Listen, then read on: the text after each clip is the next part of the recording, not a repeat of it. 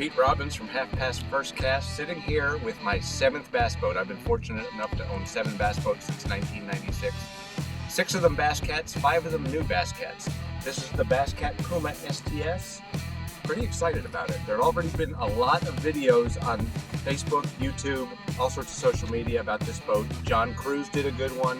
Ken Smith did another good one. So I'm not going to rehash what's different about the boat. I'm going to rehash what's different about the boat for me. And it starts back here with the power plant. This is the Mercury 4-stroke, 250 horsepower engine. Pretty amazed by it. It's not a surprise to me because I've been in a bunch of them by now. I remember the first time I rode in a boat with a Mercury Verado. It was a Triton at the Bassmaster Classic at Lake Wiley in 2004. Actually, one of my partners, Chad Brower, he put his boat on the trailer and didn't realize that the motor was still running. It was that quiet. This boat has an incredible roar to it. I haven't had a chance to open it up. I'm told this is a mid-70s boat, not a speed demon, probably won't be as fast as my Bass Cat era was. It's much wider than that boat was, so it's a trade-off. But the Mercury's pretty amazing. The next thing that's going to be different on this boat, you can see down here, I've got a hydraulic jack plate from Bob's Machine Shop. I've had various other jack plates. I've had CMC, I've had Detweiler, I've had Atlas. They've all had their pros and cons. I'm told this is currently the best one on the market. I really like so far the light up gauge that it has that shows how high it is. It makes it very easy to read. I don't need to know about a number to get it done. So far it's been very smooth, and it gets, I'm out here at the Potomac River today, tidal water. Want to be able to drop it down and put the nose up when I get in rough water. I also want to be able to pull it way up when I'm idling through the shallow mucky stuff. And so far I'm pretty impressed with this one. I hope it lasts long term.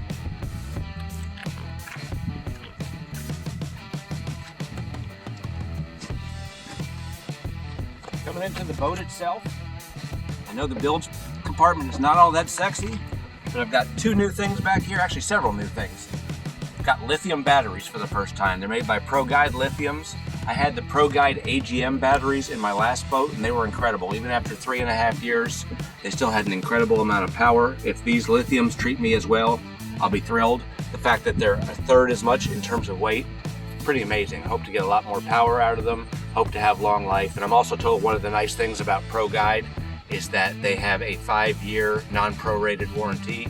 So if something goes wrong, they'll send me a new one. You may not be able to see it all the way back in here, but one other thing I have on this boat is the Power Pole charging system. It actually charges the boat as I go, keeps the cranking battery full all day long, and the trolling motor batteries juiced up too. It has everything Power Pole makes is great. They have the best customer service in the industry. I'm not sponsored or affiliated with any of these companies. I have a lot of friends at Bass Cat, but all these other companies that I mentioned, Mercury, Bob's, Power Pole, and ProGuide batteries, I don't know anyone there. A couple other little things once you get in the boat that are kind of new. You can see up here for the first time, I have Garmin Electronics. I've run various other brands before. I ran Humminbird, I ran Lowrance. I really have to give a shout out to my friend Chad Morgenthaler for these. Got to use them a couple times with him at Table Rock. Just amazed by the quality of the picture, amazed by the live scope. Really excited. I put 2 12s in the boat. I know most people are going either 2 up front or 2 on the console or both these days.